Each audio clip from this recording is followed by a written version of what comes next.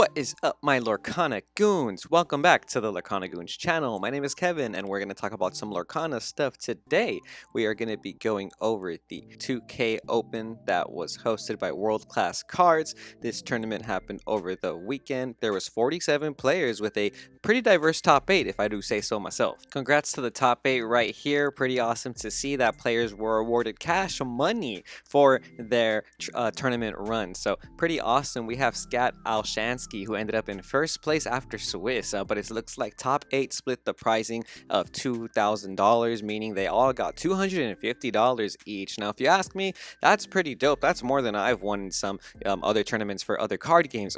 Yu-Gi-Oh, by the way. Anyways, let's get on into these deck lists, shall we? Because we have the first place Amber Steel list by Scott Alshansky, like I just said, and this list is looking a little different than the average Amber Steel list you normally see. You know what I mean? We saw a list like this very similar in the Thea Beastie tournament that happened this weekend.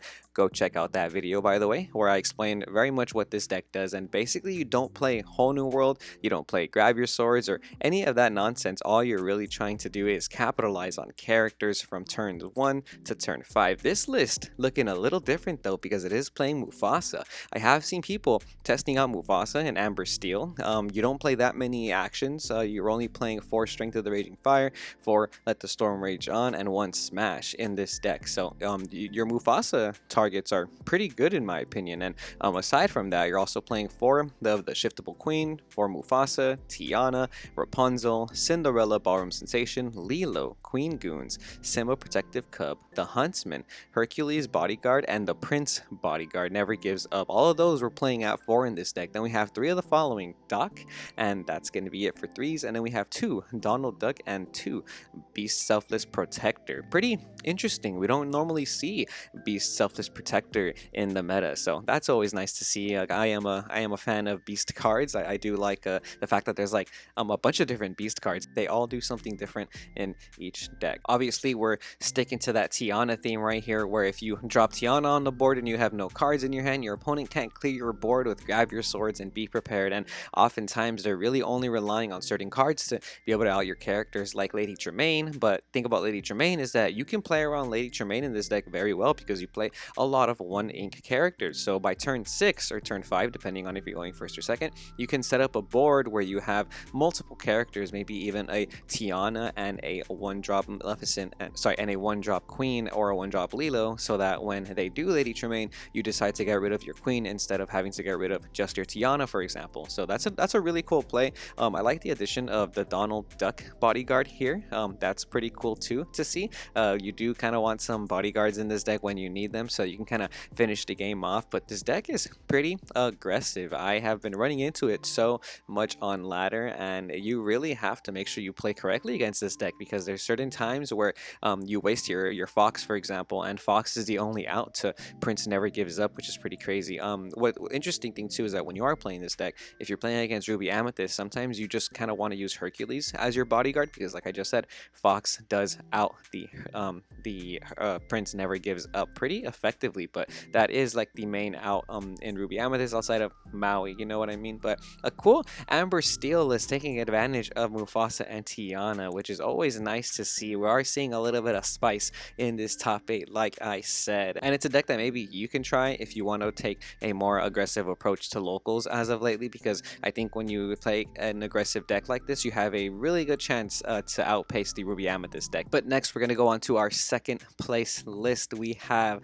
a list run by Ivan Rojas, Amethyst Steel. It's playing 4 of the following: Captain Hook, Blue Fairy, Mim Snake, Maleficent Sorceress, Tinkerbell Tiny Tactician, Beast Sad Boy, Yzma, and we have 4 Tinkerbell Giant Fairy, 4 Friends on the Other Side, and 4 Grab Your Swords. Then we have 3 of the following: Smash, Elsa Spirit of Winter, Jafar Dreadnought, Merlin Rabbit, Merlin Goat, and Jafar the 2 ink character. Then we have 2 of the following to finish the deck off: Benja, to ensure that we can get rid of those items like flutes, spell books, and maybe even some popsicle items. Now, this Amethyst Steel list looking pretty solid. We have been seeing Amethyst Steel Steel make a big impact in the meta as of lately, and I think it's a pretty good deck. It does everything you need it to do. It has removal with Yzma, Smash, Grab Your Swords at Tinkerbell can do 3 damage AoE.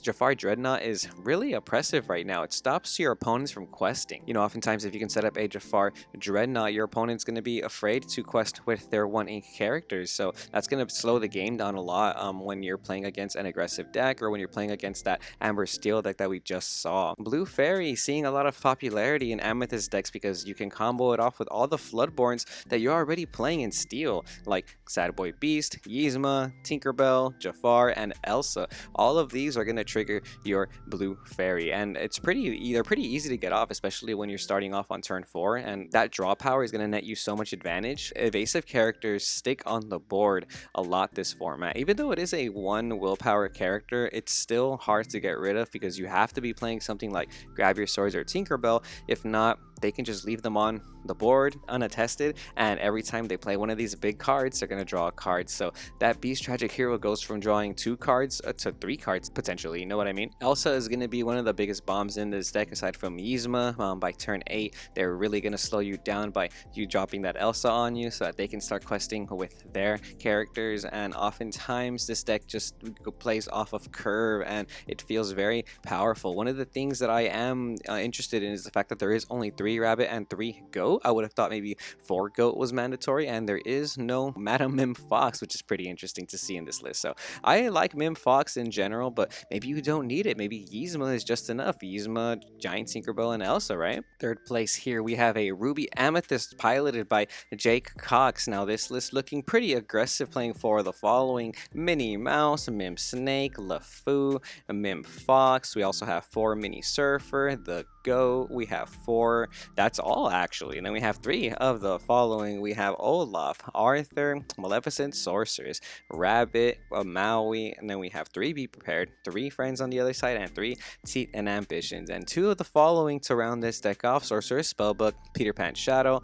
Ursula, Elsa, Fidget, and last but not least, Merlin Crab. So interesting ratios on this list. You know, a lot of 3-ofs, so only 3 Be Prepared, for example, you know what I mean? Only 3 Arthur, and a lot of 2-ofs as well. You're playing 2 Ursula, 2 Elsa. It looks like you're trying to really have a diverse access to your later game stuff, because you're only playing 3 Be Prepared, but you're playing 2 of each of the Elsa and Ursula. Let me know what you guys think of this list. I kind of like it because sometimes when I would play Ursula, I would just run into it at the worst times, and I just didn't like it, and I always felt like, oh, I wish this was an Elsa. And then there was times where I tested Elsa and I would like draw into it at like the worst times, and I would think, man, if only this was an Ursula. So maybe you do just want to play 2 and 2 so that you can kind of see them when you need to, and you don't need to see them when you don't, you know.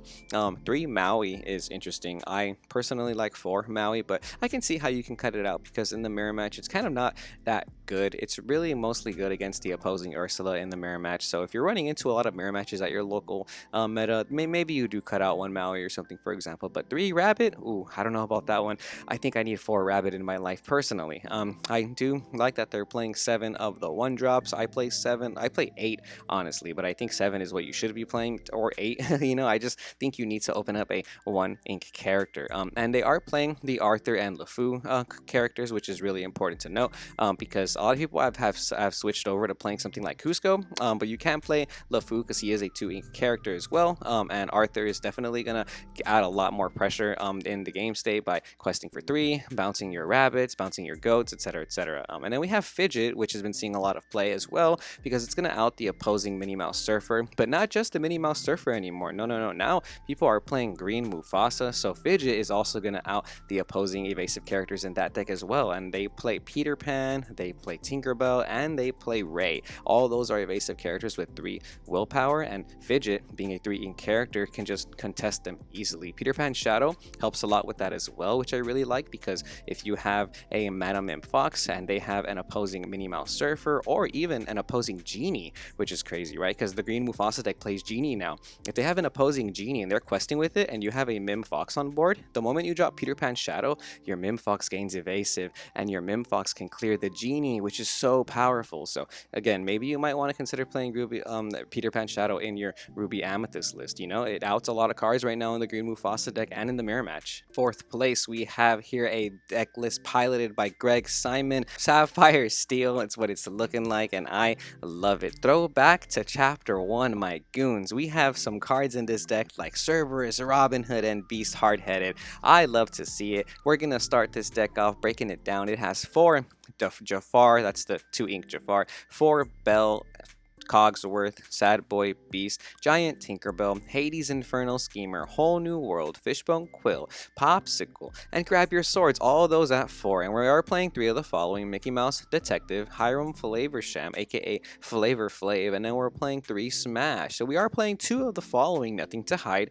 very good card in the meta right now, Tamatoa, Cerberus, check that out, Prince Eric, and Beast Hard-Headed. So like I said in my other videos before, people are switching to play Beast Hard-Headed in Sapphire Steel because it is a 5-ink character that is going to let you sing your songs like Whole New World and Grab Your Swords, as opposed to playing Benja, which might not be the card you want to play on turn 3, 4, and 5, you know what I mean? Benja does quest for 2, but so does Beast Hard-Headed, so you might want to consider playing Beast Hard-Headed because it does quest for 2, and you can sing 5-cost songs with it, which is pretty dope. Another interesting character is Cerberus. Cerberus being a 5/5/6, just a very good body in Steel in general. That's a really healthy stat line for a 5-drop, and again, another 5-ink character that you can use to sing your songs. So oftentimes in this deck, you kind of just want to get you want to ramp up to at least 5 to 6 ink as fast as possible, so that you can start dropping your Whole New World, Double Grab Your Swords, and stuff like that. So that's a pretty cool deck. I just really like the additions of all these cards in this build. Not even gonna lie, I'm not a big fan of 1-ofs in Lorcana, you guys know that, but this one Robin Hood looks spicy. It's an extra little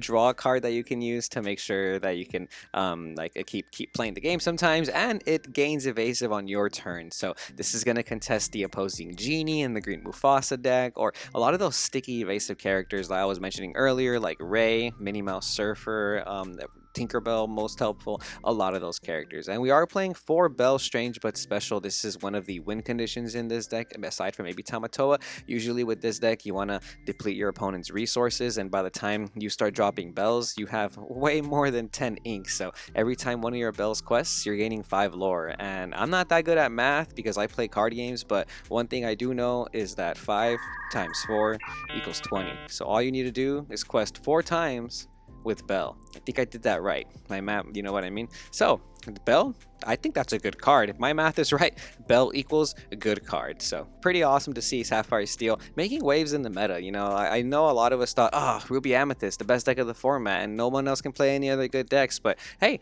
it's looking like that's not true. It's looking like you can see some awesome results with some of these awesome decks. We don't play the little Cogsworth in this deck. We do play only the 5-ink Cogsworth, which is which is fine, honestly. You can just drop it on turn 5. You're ramping so much in this deck that you don't really need to shift it all the time, and usually you kind of just want to be able to protect your little guys from double grab your swords or something. And if you can put Cogsworth and Bell, that Bell's gonna survive a lot of damage if you can quest with it. And in general, when you're playing Sapphire, if you can pull off double Cogsworth or triple Cogsworth even, that just feels so unfair. I know my Sapphire players know what I'm talking about when I mentioned the double Cogsworth play, how broken that feels, right? 5th place is another Ruby Amethyst list playing 4 of the following: Be Prepared, Friends on the Other Side, Ursula, Maui, Merlin Rabbit, Merlin Goat, Surfer Mini, Merlin Fox, Madam Mim Snake, Minnie Mouse, and that's going to be all for the 4-ofs. I just realized I said Merlin Fox, but I meant Mim Fox. Then we're playing 3 of the following: Cusco, Fidget,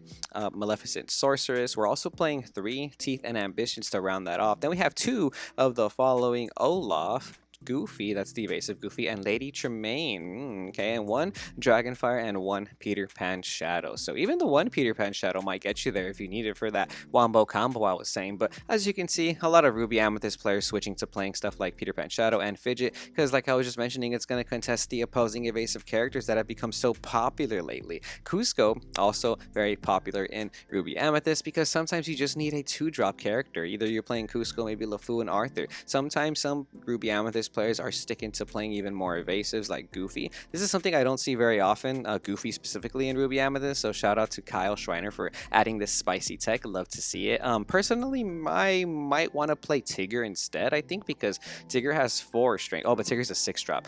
Maybe not. Yeah, I just want to contest the opposing Genie nowadays, but, you know, something to consider, you know, or Dragon. Maybe you want to play Dragonfire this format for that reason. We have another Ruby Amethyst list looking extremely similar to the one we just saw, and it is going to be piloted by Derek Toso. This deck is going to consist of 4 Olaf, Mini, Mim Snake, Mim Fox, Mini Surfer, the Goat, the Rabbit, Maui, and 4 Be Prepared with 4 friends on the other side. Pretty basic, you know what I mean? This one has 3 of the following: Teeth and Ambitions, Maleficent Monstrous Dragon, Ursula, Cusco, and then Maleficent Sorcerers. Then we have 2 of the following: Peter Pan Shadow, Lady Tremaine, and only 1 Merlin Crab to round that deck off. Pretty cool. It's looking like Lady Tremaine isn't that needed in the meta right now. A lot of good players are playing around Lady Tremaine by adding a bunch of little characters to their deck so that on turn 6 they have multiple characters they can choose from when you drop your Lady Tremaine. So there was a point where I kind of didn't want to play Lady Tremaine,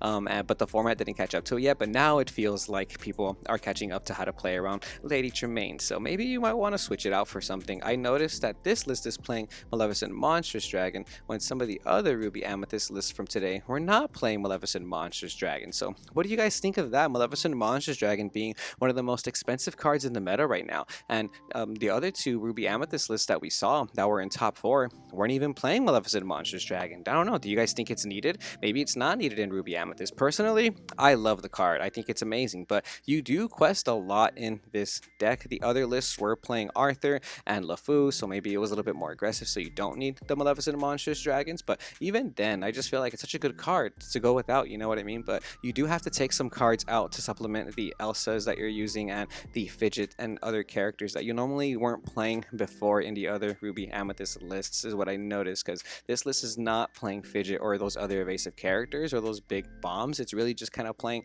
the cards you need. The only out to the evasive characters is going to be your Peter Pan Shadow, like we've been seeing in a lot of other lists. So, you know, taking a very traditional route aside from that Peter Pan Shadow. Now, in 7th place, check this out. We have another Sapphire Steel list, and it's actually the same list card for card as the one we saw in top 4. So, shout out Tyler Novak for getting top 8 with what I assume is your homie, because you guys are playing the exact same deck list card for card, right? That's pretty cool to see when you have friends in the Lorcana community and you guys deck build together and you come up with the spice and you guys play it at the same event. Both of you end up in top 8. Wicked. Love to see that, dude.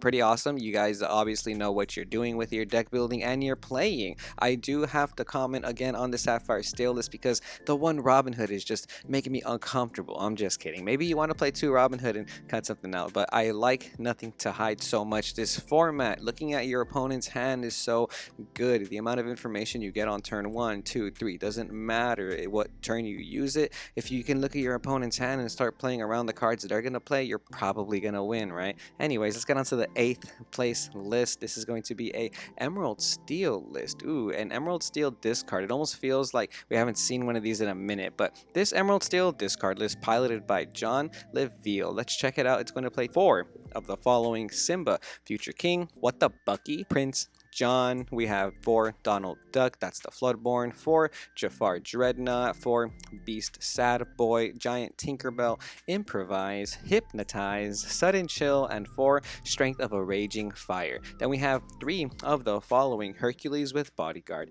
Bibbidi Bobbidi Boo, the Shiftable Hercules, that's the 6 drop, and then we're playing 2 of the following: Grab Your Swords, Tinkerbell, Tiny Tactician, and Benja, and only 1 Lucifer. Now, I can maybe warrant this 1 Lucifer because I like cats, and personally, Lucifer is a pretty good card. You know, discard 2 cards from the opponent, and oftentimes you just need 1 because you want to slap one on the field and then bibbidi bobbidi back it, you know what I mean? So this deck in general, we've been seeing a lot of representation on Pixelborn Ladder in the meta of tournaments. It has a really good matchup against Ruby Amethyst, but it seems like against a lot of other decks too. The discard engine is so infuriating. It's so tilting. It's a very good deck. If you play this deck, there's a special place for you, my friend. I like this deck though. I like that this strategy exists in Lorcana. I'm gonna get a lot of flack for that. I know some people just think the discard engine should go away, but it's a necessary evil right now in Lorcana, and I think that if you pilot this deck to the best of its ability, you can see some awesome results the way John over here has seen. And overall, it's going to add a lot of pressure in the early game. The main issue is that you have to waste your early turn setting up Bucky and Prince John. So if you do run into an aggressive deck that just doesn't care about what you're doing, it's going to take a while for you to kind of get that advantage back. But obviously, being able to shift Tinkerbell into a Grab Your Swords or being able to play Jafar Dreadnought is going to help with those matchups. It's going to add a lot of pressure if you play a Jafar Dreadnought on turn 4. But in general, you probably want to consider playing a list like this that plays shiftable characters like Hercules, because they're not going to see it coming, and you can sing Grab Your Swords an extra turn early the same way you can with Tinkerbell. So that might be a pretty good combo if you're running into a lot of aggressive decks with this deck. But if your meta is full with like Ruby Amethyst or Sapphire Steel, I feel like the Emerald Steel discard deck has a very good matchup against those decks. I feel like a lot of people aren't playing Donald Duck, which is crazy because I think this card is really good in this deck because it draws you cards, and then oftentimes your opponent has to decide whether between giving you an extra card to be able to discard, or they just don't draw a card, right?